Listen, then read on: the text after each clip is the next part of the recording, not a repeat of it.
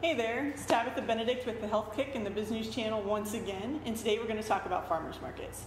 Now, farmers markets are growing in popularity again in the United States and Canada, and a lot of people think that you go to a farmers market purely to buy fruit and veggies, and while that is a very good reason to go, you may be surprised to know that the larger farmers markets tend to have a lot more purposes.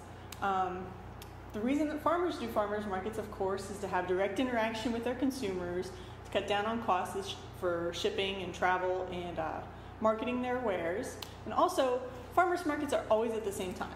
So it makes it easier for the farmer and the consumer to know exactly where to go and what they're going to get there. Another reason that farmers markets are awesome is because they tend to feature local businesses. This Saturday, I was able to visit the Open Square Farmers Market in Holyoke, Massachusetts, and in addition to the farmers' wares there was also a massage therapist. So she was able to use the farmers market venue to highlight her business. Other things that you can find at a farmers market are civic organizations. When it's Girl Scout cookie time, you may see the Girl Scouts there. You may be able to meet your local Boy Scout troops, churches, music groups. Really, any purpose, any group that wants to connect with the community could be at a farmer's market.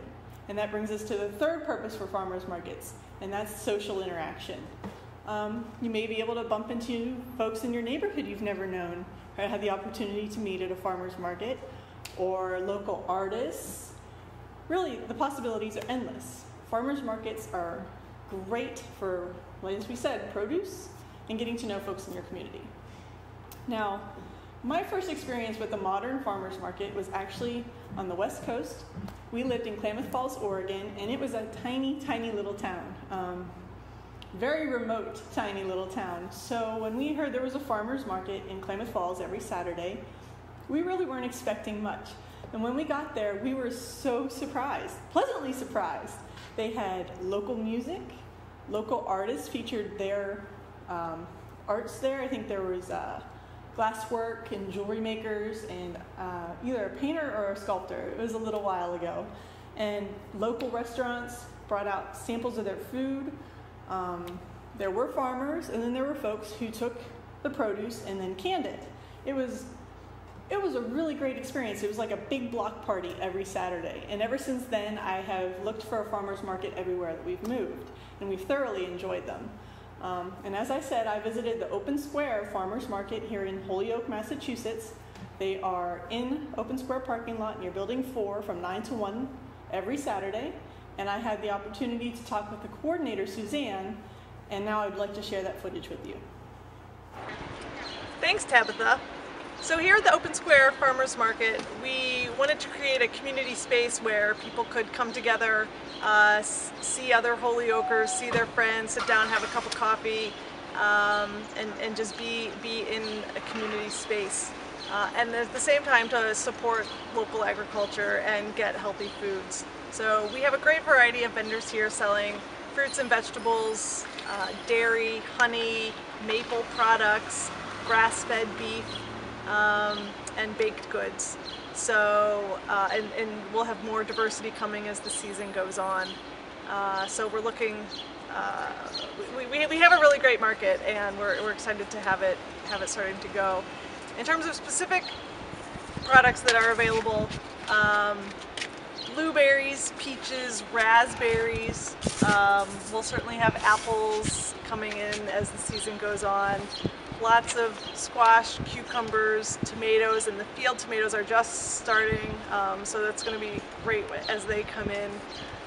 Lettuce, beets, carrots, wide variety of vegetables. Like I said, milk and chocolate milk, which is just to die for. It's like a milkshake, it's so thick. And so we're really doing well and have a great variety of products down here at Open Square.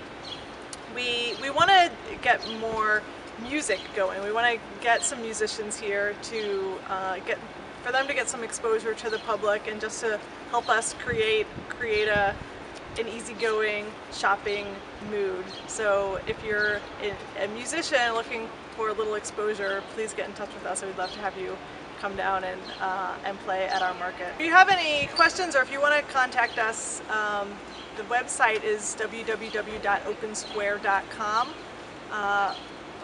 or you can send an email to farmersmarket@opensquare.com, and we'll get in touch with you, back in touch with you as quickly as possible. Thanks. So I would like to thank Suzanne from the Open Square Farmers Market in Holyoke, Massachusetts for her time again. Thank you. And I just wanted to leave you with a few tips about what to take to a farmer's market and what not to take to a farmer's market. Now, definitely take cash. Not necessarily anybody or very many people there will have the card readers yet. And they may not take checks, so bring some cash.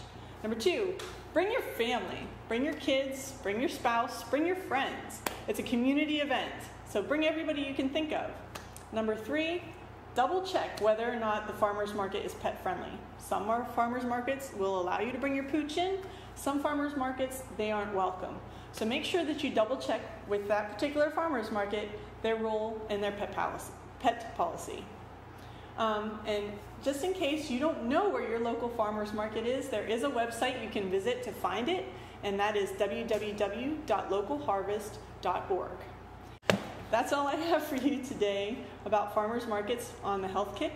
And next time, we are going to be visiting a local bar here in Western Massachusetts and talking about the right drinks and the wrong drinks to have if you're trying to lose weight. We're going to call it booze in your belly. And that's it. So if you'd like to contact us, you can visit us online at www.thebiznewschannel.com. Or you can email me, healthkick@thebiznewschannel.com, or you can tweet me @TheHealthKick. See you next week.